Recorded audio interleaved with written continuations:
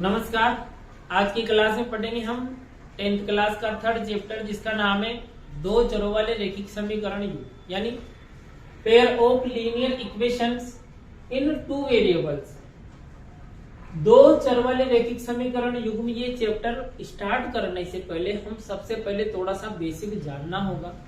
सबसे पहले बात करें हम, जैसे पिछले क्लास में हमने बहुपद पढ़ा था, कंप्लीट किया था, तो यहाँ पर एक बहुपद लिखे इस प्रकार 2x प्लस के 5। ये क्या है? एक बहुपद। क्या इस बहुपद को समीकरण कह सकते हैं? नहीं, ये समीकरण नहीं होगा। समीकरण बनाने के लिए यहाँ पर बीच में या आगे या पीछे कहीं पर भी इसमें पूरे बहुपद में एक बराबर का चिन्ह होना जरूरी होगा, तभी वो समीकरण होगी। जैसे यहाँ पर सपोज करें कि 0 है या 2 है या 3 है या 10 है। यहाँ पर मान लिया कि ये कोई बहुपद था और यहाँ पर बहुपद के पीछे 0 कुछ ना कुछ नंबर 10, 5 जो भी है, जो यहाँ पर 10 लिखा हुआ है, तो ये क्या बन गई है? ये बन गई एक इक्वेशन यानी कि समीकरण। अब इस समीकरण को देखें तो इस समीकरण में कितने चर है? इस समीकरण में चर का अर्थ होता है वेरिएबल यानी बदलने वाले मान। कौन कौन है यहाँ पर वेरिएबल? केवल x होगा यहाँ पर वेरिएबल, जबकि 2, 5 और 10 ये सभी क्या है? एक अचर है, ये नहीं बदलते, ये फिक्स एक संख्या है, तो ये अचर होंगे, जबकि ये चर है। अब यहाँ पर इस समीकरण को देखें तो कितने चर है? यहाँ केवल एक चर होगा, अर्थात ये जो समीकरण होगी वो होगी एक चर वाली समीकरण। और जो भी चर होता है उसके यदि कोई घात हो, जैसे 1, 2, 3, 5 जो भी होगी, यहाँ पर देखिए इस समीकरण में यानी इस चर की घात कितनी है? अधिकतम घात यहाँ पर कुछ नहीं है, मतलब 1। जहां पर कोई संख्या नहीं लिखी होती वहां पर हम 1 मानते हैं। इसके अधिकतम घात 1 है, तो इसे कहा जाता है एक घात वाली समीकरण। और जो एक घात वाली समीकरण है उसे कहा जाएगा रैखिक समीकरण। तो जो बनेगी वो बनेगी एक चर वाली रैखिक समीकरण। जबकि यहाँ पर है दो चर वाले रैखिक समीकरण। इसको भी अभी समझेंगे, लेकिन 8th क्लास में एक प्रश्नावली थी एक चर वाले रैखिक समीकरण। इसी प्रकार से कोई समीकरण दी गई हमें और उस समीकरण का हल पूछा गया है। अब किसी भी समीकरण का जो हल होता है, हल का अर्थ होता है कि उस समीकरण में जो भी चर का मान है, जैसे यहाँ पर चर है x, इसका मान हमें निकालना होगा। जो x का मान निकालेंगे हम, वही इस समीकरण का हल कहलाता है और उसे ही हम कहते हैं मूल। पिछली क्लास हमने बहुपद में देखा था कि जब किसी भी बहुपद को हल करते हैं या किसी बहुपद के शून्य को ज्ञात करते हैं, तो वहां उस बहुपद में आए हुए चर का जो मान होगा वही शून्य कहलाता है। यानी हल कह सकते हैं, इनको मूल कह सकते हैं, या शून्य भी इन्हें कहा जाता है। जो भी चर का मान हम निकालते हैं समीकरण से या बहुपद से, उन्हें हल कहते हैं या मूल कहते हैं या शून्य कहते हैं। अब जब हमने सेकंड चैप्टर पढ़ा था बहुपद, तो वहां पर निकाला था शून्य को ज्ञात करना। इस वाली जो प्रश्नावली है, थर्ड वाली प्रश्नावली, दो चर वाले रैखिक समीकरण युग्म, यहाँ पर कहा जाएगा हमसे कि इस समीकरण युग्म को हल कीजिए, यानी वहां पर हमें हल करना है, अर्थात x और y जो भी वहां पर चर आ रहा होगा उसका मान हमें निकालना होगा। जबकि इसके बाद में एक चैप्टर आएगा द्विघात समीकरण, 4th चैप्टर, उसमें मूल ज्ञात करने की कही जाएगी। तो हल ज्ञात करना हो या शून्य ज्ञात करना हो या मूल ज्ञात करना हो, उस समीकरण में आए हुए चर का मान ही उसका हल, मूल या शून्य कहलाते हैं। अब जब इस समीकरण को हम हल करें, अभी माध्यमिक शिक्षा बोर्ड ने वर्ष 2023-24 के लिए जो परीक्षा का जो मॉडल पेपर है वो जारी कर दिया है और उसके अनुसार एक क्वेश्चन पूछा गया था कि यहाँ पर यह कोई समीकरण है। जब हमारे प्रश्नावली है दो चर वाले रैखिक समीकरण, तो यहाँ पर भी दो चर वाली समीकरण होगी। जैसे एक चर ये रहा और एक चर इस प्रकार से, तो ये होगी दो चर वाली। इसके भी घात 1 लगी हुई है और इसके भी घात 1 लगी हुई है। इन दोनों समीकरणों की घात 1 होने के कारण ये कहलाएगी दो चर वाली रैखिक समीकरण। तो ये कोई दो चर वाली रैखिक समीकरण है। अब इसे हल करने की यदि कही जाती बात, तो किस प्रकार से करें? अगर इसे हल करने की बात कही जाती है, इसके स्थान पर समीकरण केवल यही होती है एक चर वाली, तो इसे कैसे हल करते हैं? 2x को यहाँ रखा, 5 को उधर ले गए, तो 10 माइनस के 5, 10 में से 5 को माइनस किया तो 5 बचेगा और यहाँ पर 2x यानी x का मान कितना मिला हमें 5/2। तो x का ये जो मान आया ना, ये इस समीकरण का हल कहलाएगा, ये इस समीकरण के मूल कहलाएंगे और ये इस समीकरण के इस बहुपद के शून्य कहलाएंगे। अब ये तो समीकरण है तो ये शून्य नहीं कहेंगे, इसको मूल या हल कह सकते हैं। अब यहाँ समीकरण इस प्रकार से न देकर यदि इस प्रकार से दी जाती कि x + y = 3, ये कोई समीकरण है। कितने चर वाली ये समीकरण? 2 चर वाली ये समीकरण, x और y 2 चर आए हुए हैं।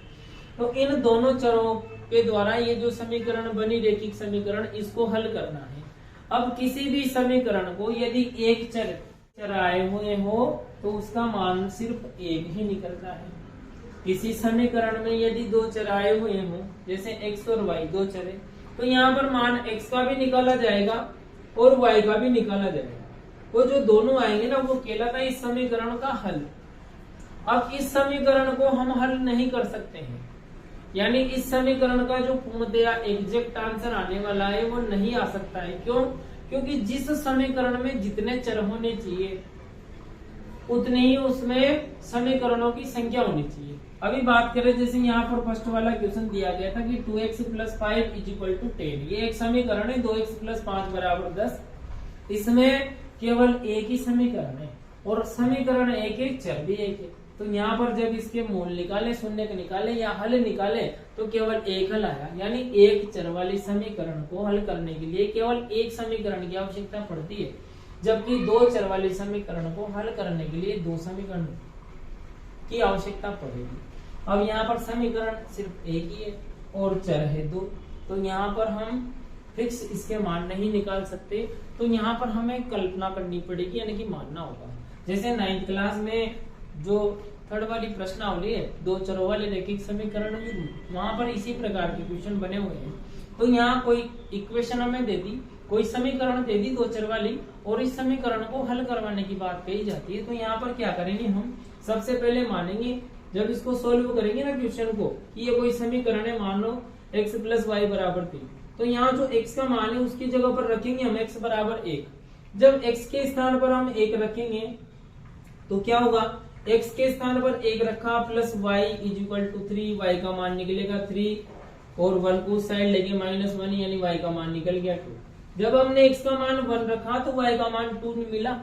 इसी प्रकार यदि हम x का मान 2 रखते, x की जगह पर हम 1 की बजाय 2 रखते, तो यहाँ 2 रखेंगे, 2 जब उस साइड जाएगा तो माइनस का हो जाएगा, 3 में से 2 को माइनस करेंगे तो 1, यानी जब हमने x का मान 2 रखा तो y का मान कितना मिला? 1।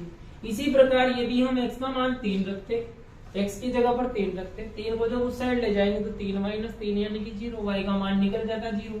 जब हम x के स्थान पर 3 रखेंगे तो y का मान मिलेगा 0। इस प्रकार x का मान 1 रखने पर y का मान 2, x का मान 2 रखने पर y का मान 1 और x का मान 3 रखने पर y का मान 0 मिल रहा है। तो यहाँ पर ये जो समीकरण है इसके अलग अलग मान मिले, अलग अलग मान रखने पर अलग अलग मान मिले। अर्थात यहाँ पर कह सकते हैं इस समीकरण को हल करें तो अनेक हल प्राप्त होंगे। अनेक हल क्यों प्राप्त हुए? क्या वो सभी हल एग्जैक्ट सही है? ये जो हल है वो एक काल्पनिक के आधार पर, कल्पना के आधार पर माने हमने। जब x का मान 1 रखा, क्या वास्तव में x का मान 1 होगा? ये जरूरी थोड़ी है कि x का मान 1 होगा। अब यदि इसी प्रकार की 2 समीकरण में दे दी जाए, जैसे सपोज हम आज की क्लास में केवल जो 3rd वाली एक्सरसाइज है 2 चरों वाले रेखिक समीकरण युग्म, उसका बेसिक कंप्लीट कर रहे हैं। यदि इसी प्रकार की 2 इक्वेशन दे दी हमें, x + y = 3, एक ये दे दिया जाए और एक और इसी प्रकार से दे दे कोई, जैसे अच्छा 1 मिनट यहाँ पर ये भी देख लेते हैं साथ ही कि जब हमने इस समीकरण में x के मान रखे थे, पहले 1 रखा, उसके बाद सेकंड 2 रखा, फिर x का मान तीसरी बार पे हमने 3 रखा, तो ये जो मान आए ना, इन सभी मानों को एक चार्ट में एक इस प्रकार से टेबल बना करके उसमें अंदर रखते हैं। यानी ये सभी क्या है? एक हमारे पास बिंदु आए। बिंदु का मतलब किसी भी ग्राफ या पेपर में जब किसी बिंदु को दर्शाया जाता है तो वहां पर उसके कुछ कोऑर्डिनेट होते हैं, कुछ निर्देशांक होते हैं जो उसकी स्थिति को बताते हैं कि ये बिंदु कहाँ आएगा। अब उसकी स्थिति को बताने के लिए तीन अक्ष आवश्यक होते हैं, जैसे x अक्ष के मान, y अक्ष के मान और z अक्ष के मान। चूंकि हमारे 9th और 10th क्लास में जेड अक्ष नहीं दिया हुआ है, केवल 2 ही अक्ष दिए हुए हैं, एक्स अक्ष और वाई अक्ष, क्षैतिज रेखा और ऊर्ध्वाधर रेखा। तो इन दोनों के लिए कोई 2 बिंदु आवश्यक होंगे। तो x का मान यहाँ पर है 3, जो x का मान है ना वो 1 है, और y का मान हमें 2 मिला। ये जो समीकरण थी, इस समीकरण के द्वारा हमने अलग अलग मान रख करके अलग अलग मान प्राप्त किए। तो जो मान रखे थे जो मान प्राप्त हुए हैं, जो इन सबको यदि मिलाकर एक टेबल में रखा जाए तो एक बिंदु हमारे पास बनेगा।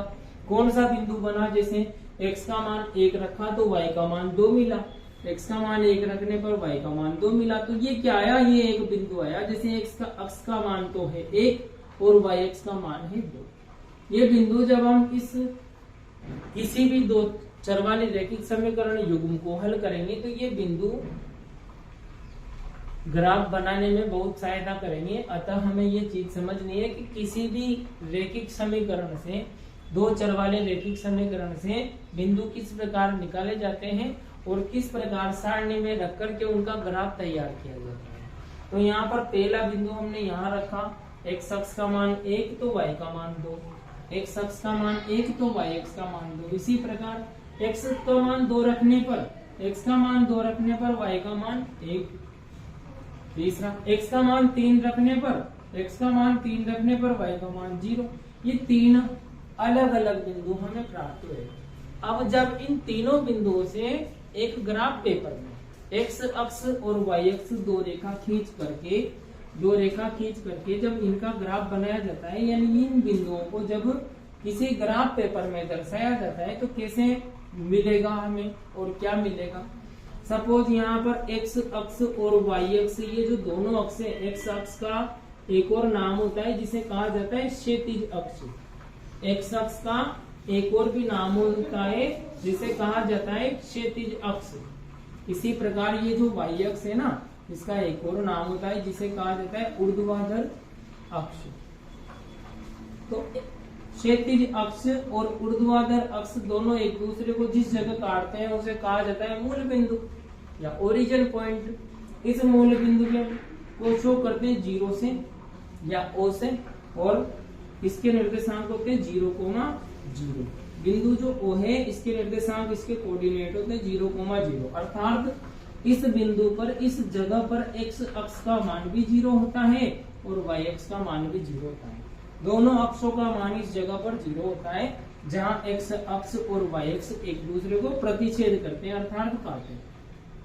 अब यहाँ पर एक काल्पनिक जो इकाई है वो मानी हमने 1, 2, 3 इस प्रकार यहाँ पर रखा। -1 0 से छोटा, -1 -2 -3।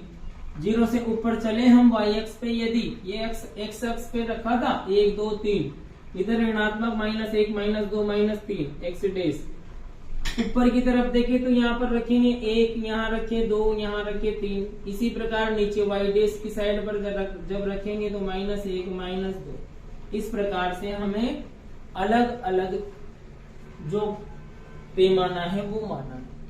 इस प्रकार से हमने इसमें अलग अलग पैमाना माना। अब यहाँ पर यदि इन बिंदुओं को रखेंगे तो क्या होगा? x अक्ष पे 1 को देखना है, x अक्ष पे 1 ये रहा, और y अक्ष पे 2 को ये रहा। जब यहाँ से इधर और यहाँ से इधर रेखा खींचेंगे तो बिंदु आएगा यहाँ पर। इसी प्रकार x अक्ष पे 2 और y पे 1 को देखें, y अक्ष पे 1 को ये रहा। यहाँ से जब रेखा खींचेंगे तो ये दोनों बिंदु मिलेंगे यहाँ पर, यानी बिंदु आएगा यहाँ।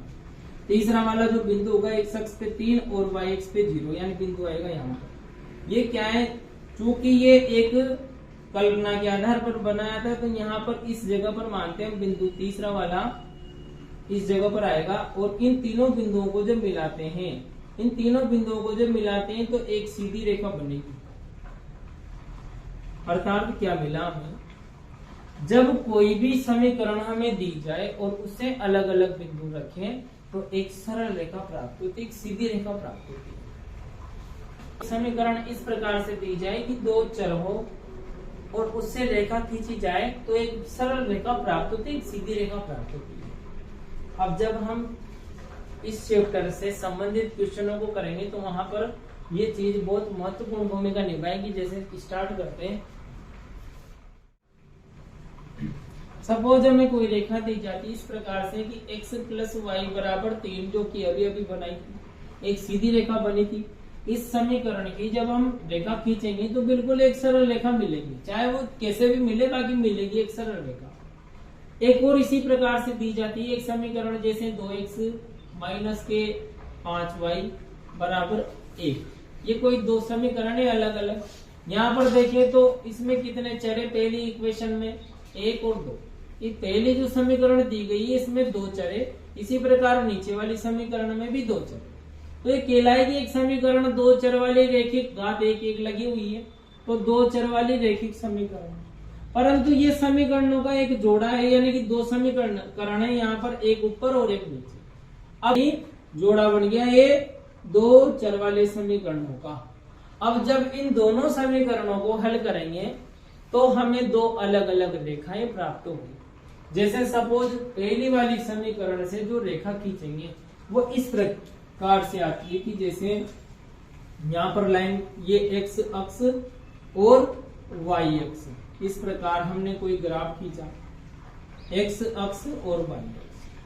पहले समीकरण से जो रेखा खींची सपोज वो इस प्रकार से आई, जबकि दूसरी समीकरण से भी जो रेखा खींचेंगे वो इस प्रकार से आती है सपोज। तो ये वाली रेखा, अच्छा ये बात भी ध्यान रखना आवश्यक होगा कि जब भी किसी रेखा को हम प्रदर्शित करते हैं तो बच्चे इस प्रकार लिखते हैं, यहाँ पर इस प्रकार रखते हैं रेखा को।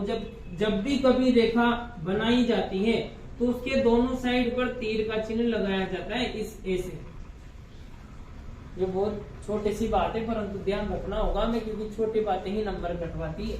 तो यहाँ पर हम दोनों रेखाओं पर इस प्रकार एरो बनाएंगे, दोनों साइड पर इधर और इधर, जबकि ये जो दूसरी रेखा है इसमें भी दोनों साइड पर एरो बनाएंगे। सपोज ये पहली वाली समीकरण की रेखा ये वाली है, तो यहाँ पर रखेंगे हम पहली समीकरण को x प्लस वाई बराबर 3, क्योंकि ये पहली समीकरण की है, तो यहाँ पर रखेंगे हम x प्लस वाई बराबर 3। जबकि ये वाली दूसरी समीकरण की है तो यहाँ पर रखेंगे हम 2x माइनस 5y बराबर से 1। ये दोनों समीकरणों से बनाई हुई रेखाएं हैं। अब ये दोनों रेखाएं एक दूसरे को केवल एक जगह टच करती है। अब इसको समझे तो पहली चीजें हमारे रेखाओं को समझना, जो भी रेखाएं दी जाती है उनको समझना, रेखाओं को समझना। जब हम इन दोनों समीकरणों से जो रेखा खींचे, यदि वो रेखा दोनों एक दूसरे को केवल एक जगह पर टच करती है, केवल जब एक दूसरे को टच करती है तो वो कहलाती है प्रतिच्छेदी, वो कहलाती है प्रतिच्छेदी। और जब भी कभी प्रतिच्छेदी कोई रेखाएं होती है, दोनों रेखाएं, तो किस प्रकार से मिलेगी, वो एक दूसरे को इस प्रकार से, यानी केवल एक जगह मिले, चाहे कहीं पर भी मिले परंतु मिलेगी एक ही जगह पर। अब जब एक ही जगह मिली प्रतिच्छेदी रेखाएं दोनों एक दूसरे को जब एक ही जगह मिली तो इसका क्या होगा, केवल इसका एक ही हल होगा, केवल एक हल होगा। और जो एक हल होता है, जैसे सूर्य एक है तो जो भी एक होता है उसको कहते हैं अद्वितीय, अर्थात दूसरा नहीं है। चंद्रमा अद्वितीय है अर्थात चंद्रमा एक ही है, तो कहलाएगा केवल एक हल। यहाँ पर कहते हैं एक हल को अद्वितीय।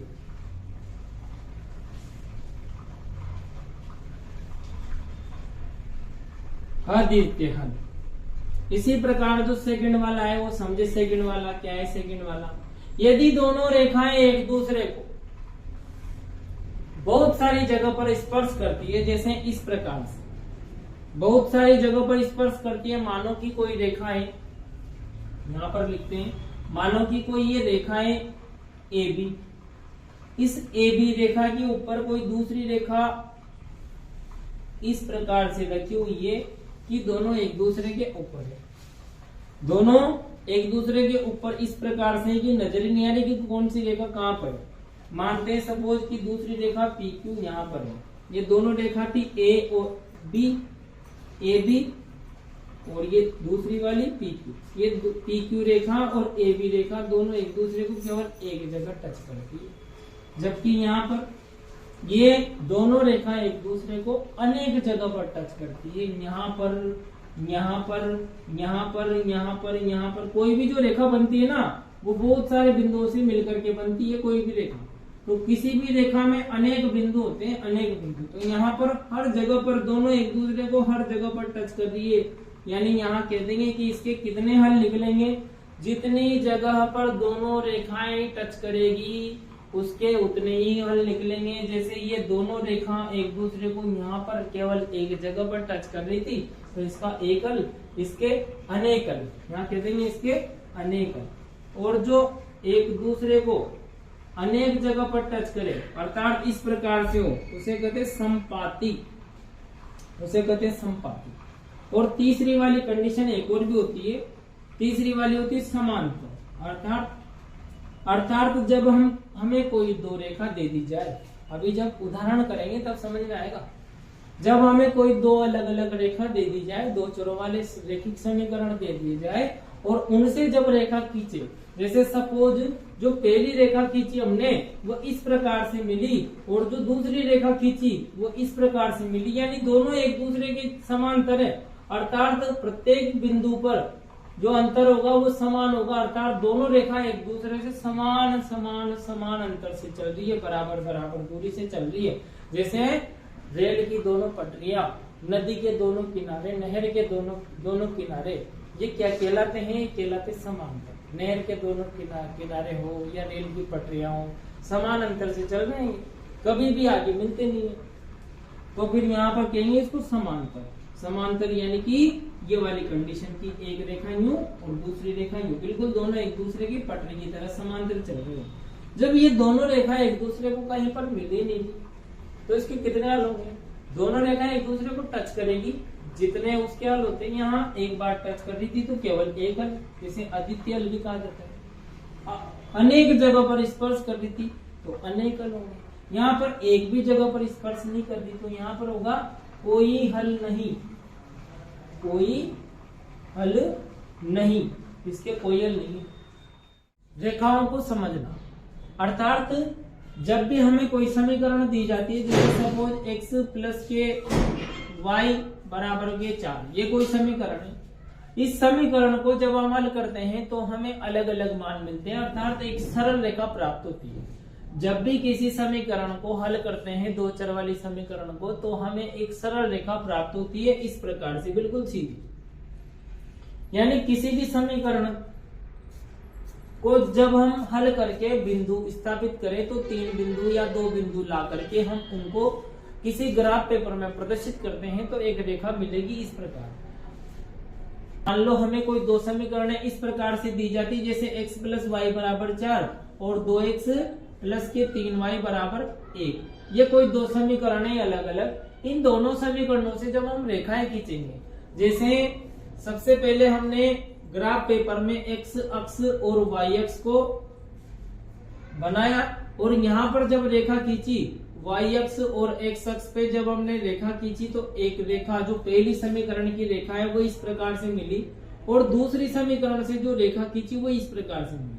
अर्थात दोनों रेखाएं, पहली रेखा और दूसरी रेखा, जब भी कभी किसी रेखा को भी प्रदर्शित करते हैं किसी ग्राफ ये पेपर में या किसी समतल में, तो दोनों उस रेखा के दोनों सिरों पर तीर के चिन्ह का प्रयोग किया जाता है। जैसे यहाँ पर इस प्रकार से प्रयोग करेंगे तो ये कोई दो रेखाएं हैं, रेखा AB मानते हैं इसे और इसे CD रेखा मानते हैं। अर्थात जब हम किसी ग्राफीय पेपर में प्रतिच्छेद कर रही है तो इसे कहते हैं प्रतिच्छेदी। प्रतिच्छेदी, इस कंडीशन को क्या कहते हैं? प्रतिच्छेद करना, यानी प्रतिच्छेदी। अब यहाँ पर ये दोनों रेखाएं केवल एक जगह पर स्पर्श कर रही है, यानी इन दोनों समीकरणों के द्वारा हमने जो रेखाएं खींची वो दोनों रेखाएं केवल एक जगह पर स्पर्श करने के कारण इसका केवल एक हल ही निकलेगा। अर्थात जब दोनों रेखाएं एक जगह पर स्पर्श कर रही है तो इसका क्या होगा? केवल एक हल होगा। जो एक हल होता है उसे कहा जाता है अद्वितीय हल। जैसे सूर्य अद्वितीय है, अर्थात सूर्य केवल एक है, दूसरा नहीं है, तो इसे कहा जाएगा अद्वितीय। चंद्रमा अद्वितीय है, अर्थात चंद्रमा केवल एक ही है, दूसरा नहीं होगा।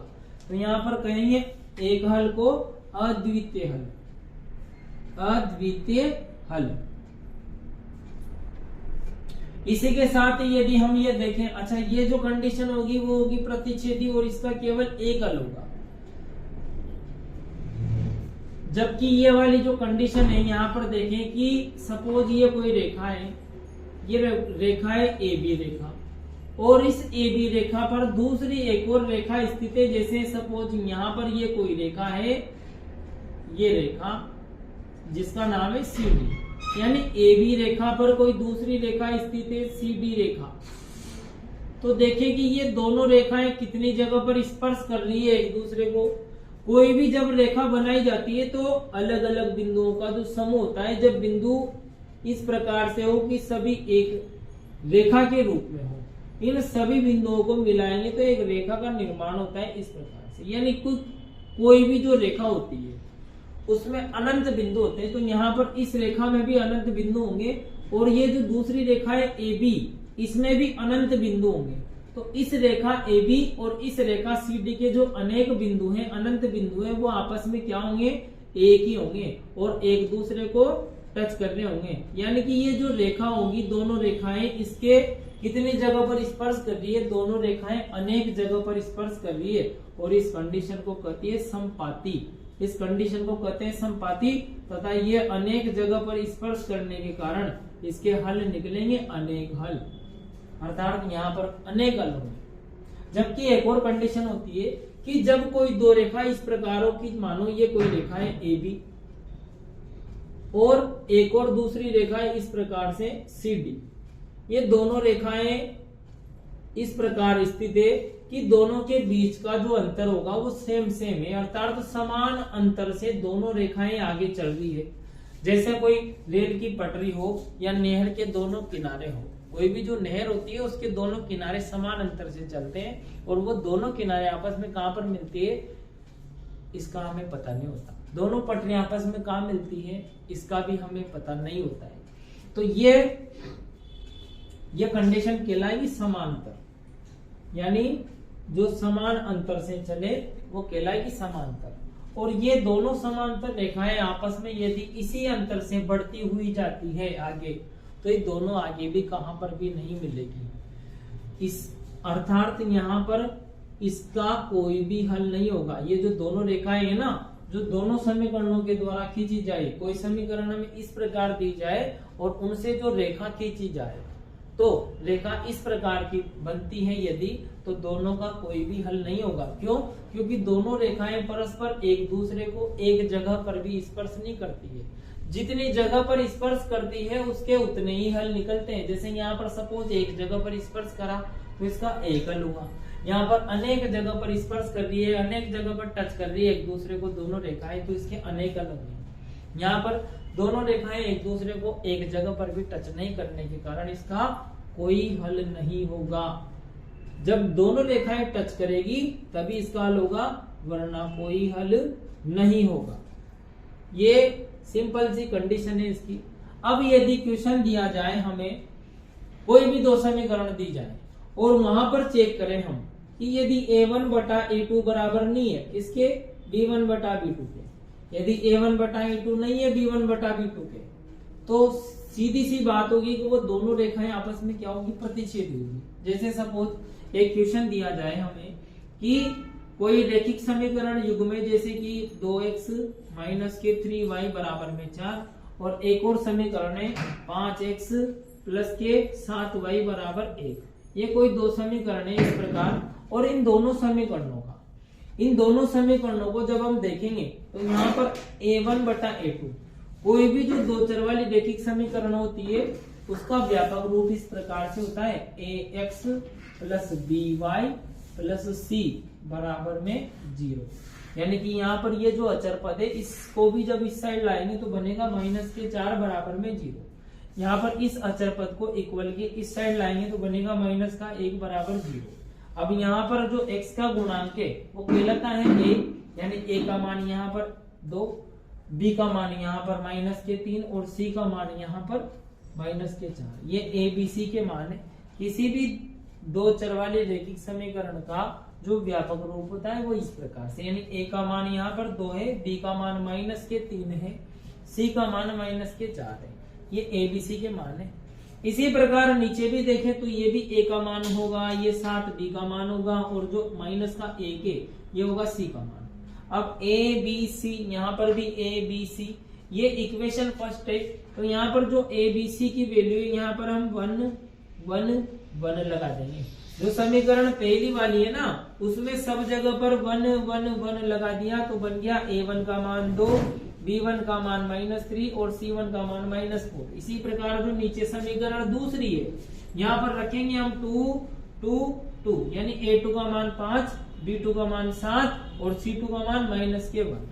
इस प्रकार a1 a2 b1 b2 और c1 c2 की वैल्यू निकाल करके हम यहाँ पर ये चेक करते हैं कि यदि a1 बटा a2 बराबर नहीं आया b1 बटा b2 के, जैसे सपोज ये कोई दो समीकरण हमें दी जाती है और चेक करें कि ये दोनों समीकरण के यहाँ पर देखें तो 2/5 यहाँ पर a1 बटा a2 निकालेंगे। यदि 2/5 निकालेंगे तो वो बराबर आ रहा है क्या, -3/7 के, -3/7 के। क्या ये दोनों बराबर है? नहीं है, दोनों बराबर नहीं है। अतः हम इस इक्वल को इस प्रकार काटेंगे, यानी कि दोनों a1 बटा a2 और b1 बटा b2 दोनों एक दूसरे के बराबर नहीं होने के कारण इन दोनों समीकरणों का क्या होगा, इन दोनों समीकरणों का केवल एक हल होगा। और ये दोनों रेखाएं जब इनसे खींची जाएगी तो वो दोनों रेखाएं आपस में प्रतिच्छेदी होगी। यहाँ पर इस प्रकार की कंडीशन होगी, यानी कि दोनों का केवल एक हल होगा। यहाँ चेक करें तो इसमें चेक करें तो फिर यहाँ पर क्या होगा कि यहाँ पर यदि a1 बटा a2 का मान बराबर आ जाता है b1 बटा b2 के, यदि बराबर नहीं आता है ये वाली कंडीशन तो आगे चलना ही नहीं है, वो दोनों क्या होगी, प्रतिच्छेदी होगी।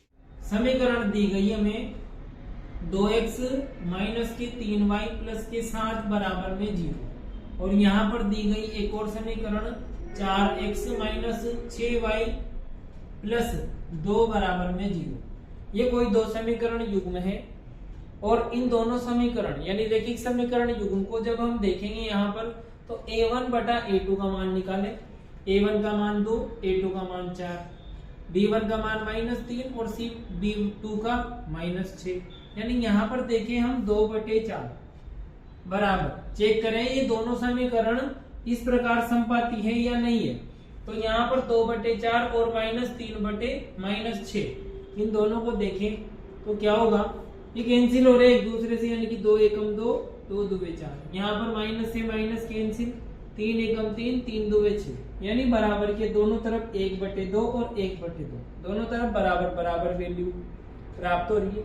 जब ये दोनों बराबर मिल जाते हैं तो फिर आगे भी चेक करना पड़ेगा हमें कि बराबर है या नहीं है। बराबर यहाँ पर आ रहा है 7/2, यहाँ पर आ रहा है 7/2, यानी यहाँ देखिए 7/2 तो यहाँ, और ये दोनों आपस में कैंसिल नहीं हो रहे।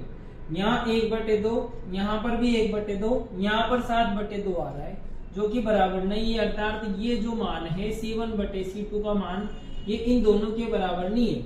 तो यहाँ पर जो कंडीशन होगी वो ये वाली होगी, इसका कोई हल नहीं होगा। अर्थात यहाँ पर रखेंगे हम a1 बटा a2 बराबर नहीं है, बराबर है a1 बटा a2 बराबर है b1 बटे b2 के, परंतु c1 बटे c2 का मान इन दोनों के बराबर नहीं है। तो कंडीशन होगी ये समांतर।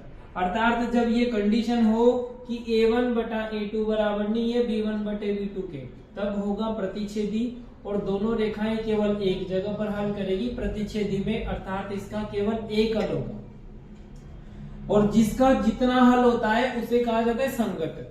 अर्थात दोनों समीकरणों का एक या एक से अधिक हल है। दोनों समीकरण जो हमें जो भी दी जाती है उन दोनों समीकरणों का यदि एक या एक से अधिक हल है तो वो दोनों समीकरण आपस में क्या होगी, संगत होगी। तो इस कंडीशन में क्या होता है, प्रतिच्छेदी वाली कंडीशन में संगत होगा और उनका केवल एक हल होगा। यहाँ पर देखिए संपाती वाली कंडीशन में इसके अनेक हल होंगे क्योंकि ये दोनों रेखाएं संपाती है, मतलब एक दूसरे के ऊपर है, तो ये दोनों के अनेक हल होंगे, तथा ये जब अनेक हल है तो ये भी क्या होगी, संगत होगी, क्योंकि संगत तो वो होती है जिसके एक या एक से अधिक हल हो। यहाँ पर इस कंडीशन में देखें तो a1 बटा a2 का मान जो है ना वो बराबर होगा b1 बटे b2 का मान, और c1 बटे c2 का मान भी बराबर होगा, अर्थात तीनों मान यहाँ पर बराबर होंगे संपाती वाली कंडीशन में। तीनों यदि बराबर हो तो संपाती, दोनों यदि बराबर नहीं हो, चेक करेंगे आगे वाले दोनों यदि बराबर ही नहीं है तो फिर पीछे नहीं जाना है हमें, फिर कह देंगे कि वो दोनों रेखाएं प्रतिच्छेदी होंगी।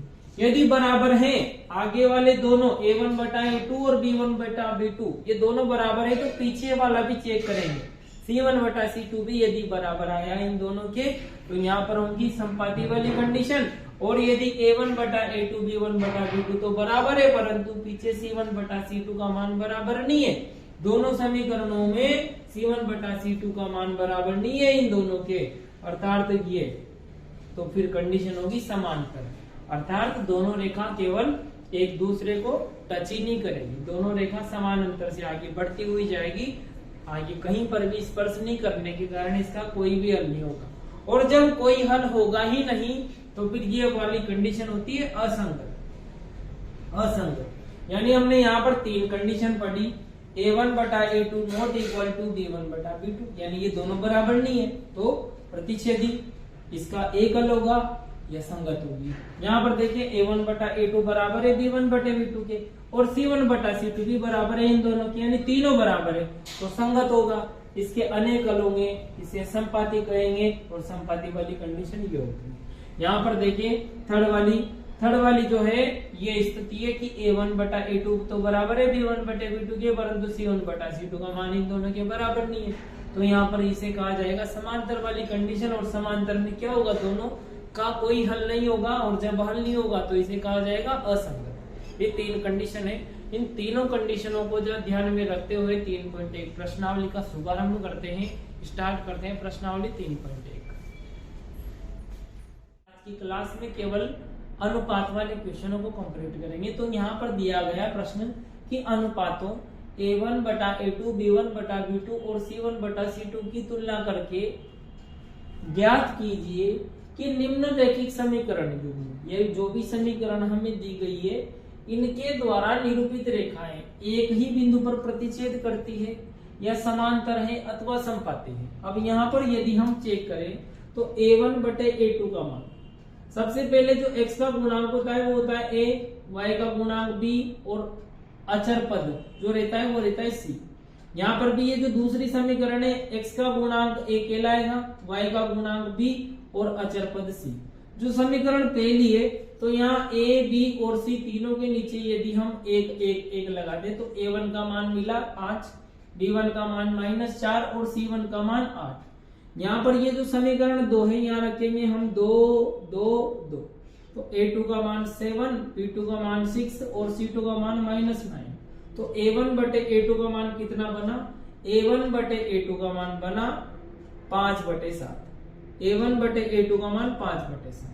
इसी प्रकार b1 बटे b2 का मान -4 बटे 6, तो b1 बटा b2 का मान भी निकालेंगे तो मिलेगा b1 बटा b2 का मान -4 बटे 6 और c1 बटा c2 का मान 8 बटे -9। तो यहाँ पर a1 b1 c1 की स्थान पर हम क्या रखते हैं, a1 बटा a2 का मान, a1 a2 5 बटे 7, b1 b2 -4 बटे 6 और लास्ट में c1 c1 बटे c2 का मान 8 बटे 9। यहाँ पर ये मिला। अब यहाँ देखें तो 5 बटे 7 ये आपस में कैंसिल नहीं होंगे, यहाँ पर देखें तो ये कैंसिल हो रहा है, 2 दूगे 4, 2 तिया 6 यानी -2 बटे 3। यहाँ पर ये भी नहीं कट रहा, ये तीनों आपस में बराबर नहीं है तो यहाँ लिखेंगे चूंकि a1 बटा a2 बराबर नहीं है b1 बटा b2 के, और b1 बटा b2 का मान भी बराबर नहीं है किसके, c1 बटा c2 के, तो नॉट इक्वल टू यहाँ पर रखेंगे c1 बटा c2, यानी कि तीनों यहाँ पर बराबर नहीं है। जब तीनों बराबर नहीं होता तो क्या होता है, अतः दोनों रेखाएं केवल एक जगह पर प्रतिच्छेद करेगी, अर्थात दोनों निरूपित इन दोनों समीकरणों के द्वारा जो भी निरूपित रेखाएं होंगी वह एक बिंदु पर प्रतिच्छेद करेगी। तो यहाँ पर कहेंगे दोनों रेखाएं केवल या दोनों रेखाएं बिंदु P पर या एक जगह पर, दोनों रेखाएं एक जगह एक स्थान पर प्रतिच्छेद होगी, अर्थात दोनों समीकरणों द्वारा जो भी निरूपित रेखा होगी वो क्या होगी, प्रतिच्छेदी होगी। तो यहाँ कहेंगे प्रतिच्छेदी होगी। और जो प्रतिच्छेदी होगी यानी कि एक जगह पर टच करेगी, मतलब इस प्रकार से केवल एक जगह पर स्पर्श करेगी, तो इसका हल भी कितना होगा, इसका हल भी केवल एकल होगा, तथा इसका यहाँ पर लिख देंगे, तथा इसका केवल एक हल होगा, एक हल। और जब एक हल होता है उसे कहा जाता है अद्वितीय, अद्वितीय हल, अभी अभी पढ़ा था। अब जब एक हल है, एक या एक से ज्यादा हल है, तो उसे कहा जाता है संगत, अर्थात यह संगत, दोनों रेखाएं जो होगी ना वो क्या होगी, एक दूसरे के संगत होगी। यहाँ पर चेक करें इस जगह पर, तो A1 बटा A2 का मान मिलेगा, A1 बटे A2 का मान 9 बटे 18, B1 बटे B2 का मान मिलेगा यहाँ पर 3 बटे 6, इसी प्रकार C1 बटे C2 का मान मिलेगा यहाँ पर 12 बटे 24, 12 बटे 24। यहाँ देखिए तो 9 एकम 9, 9 दुगे 18 कट रहा है, कैंसिल हो रहा है, 3 एकम 3, 3 दुगे 6, तो यहाँ मिला 1 बटे 2, ये भी 1 बटे 2, और यहाँ पर 12 एकम 12, 12 दुगे 24, यानी यहाँ पर भी 1 बटे 2। तीनों जगह पर सेम सेम नंबर आ रहे हैं, 1 बटे 2, 1 बटे 2, 1 बटे 2, 12 दुगे 24, 3 दुगे 6, 9 दुगे 18, 1 बटे 2, 1 बटे 2, 1 बटे 2। तो तीनों क्या है, बराबर है। जब तीनों बराबर होता है तो ये क्या होती है, ये संपाति वाली कंडीशन में होता है। पढ़ा था हमने कि यदि A1 बटा A2 बराबर आ जाए B1 बटा B2 के, और तीसरी वाली कंडीशन C1 बटा C2 भी इक्वल हो, तीनों आपस में इक्वल हो, तो ये कंडीशन होती है संपाति। तो यहाँ पर क्या होगा, तीनों दोनों रेखाओं के द्वारा, दोनों समीकरणों के द्वारा, तो यहाँ पर क्या होगा, दोनों समीकरणों के द्वारा निरूपित रेखाएं संपाति होगी, अर्थात एक दूसरे के ऊपर होगी। जब संपाति है तो इस कंडीशन में इसके अनेकल होंगे, और जिसके अनेकल होते हैं वो कहलाती है संगत, तो ये भी क्या होगी, संगत होगी। यहाँ पर चेक करें, यहाँ पर चेक करें तो A1 बटा A2 का मान यहाँ देख लें 6 बटे 2, यानी कि A1 बटा A2 का मान निकलेगा तो 6 बटे 2, B1 बटे B2 का मान, B1 बटे B2 का मान ये निकला माइनस के 3 बटे y का गुणांक कुछ नहीं है, तो यहाँ पर 1 मान सकते हैं, यानी -1। इसी प्रकार C1 बटे C2 का मान, C1 बटे C2 का मान मिलेगा 10 बटे 9, 10 बटे 9। यहाँ पर देखें तो ये कैंसिल हो रहा है, 2 तिया 6, 2 एकम 2, माइनस से माइनस कैंसिल हो गया, यहाँ आ रहा है 3 बटा 1, यहाँ भी आ रहा है 3 बटे 1, यहाँ पर ये कैंसिल नहीं हो रहा। यानी इस कंडीशन में क्या है कि A1 बटा A2, आगे वाले दोनों तो बराबर आ रहे हैं, A1 बटा A2 बराबर आ रहा है B1 बटा B2 के, ये दोनों की वैल्यू तो बराबर आ रही है, परंतु जो तीसरी वैल्यू है C1 बटा C2 की वो आ रही 10 बटे 9। यहाँ पर C1 बटा C2 का मान 10 बटे 9, जो कि बराबर नहीं है इन दोनों के, तो एक बराबर कट रहा है और एक बराबर नहीं कट रहा है, यानी ये कंडीशन क्या हो जाएगी, समांतर वाली, ये समांतर वाली कंडीशन हो जाएगी, अर्थात दोनों समीकरणों के द्वारा निरूपित रेखाओं, दोनों समीकरणों के द्वारा निरूपित रेखाएं समांतर होगी, और समांतर होगी तो इसका कोई हल नहीं होगा। जब कोई हल नहीं है तो फिर ये क्या होगी, ये होगी असंगत। तो सेकंड वाले क्वेश्चन में केवल पूछा गया है कि प्रतिच्छेदी है, समांतर है या संपाती है। इसी प्रकार जो थर्ड वाला क्वेश्चन होगा वहां पूछा गया है कि इनके कितने हल होंगे, एक हल होंगे, अनेक हल होंगे या कोई हल नहीं होंगे। अगले वाले क्वेश्चन में इसी प्रकार पूछा गया है कि ये कौन कौन सी संगत है, कौन कौन सी असंगत है, अनुपातों की तुलना करके बताइए। तो यहाँ पर सेकंड, थर्ड, फोर्थ ये क्वेश्चन कंप्लीट। इस क्लास में हमने अनुपातों की तुलना करके संगत असंगत को निकालना, कितने हल निकलेंगे उन दोनों समीकरणों के ये निकालना, वो प्रतिच्छेदी करेंगी, संपाती होगी या समांतर होगी, ये ज्ञात करना सीखा है। अगली क्लास में हम किन्हीं भी दोनों समीकरणों को यानी कि किसी रैखिक समीकरण युग्म को हल करेंगे आलेखी विधि के द्वारा, जो कि क्वेश्चन नंबर 3.1 का फर्स्ट और 3.1 का फोर्थ वाला दिया गया है।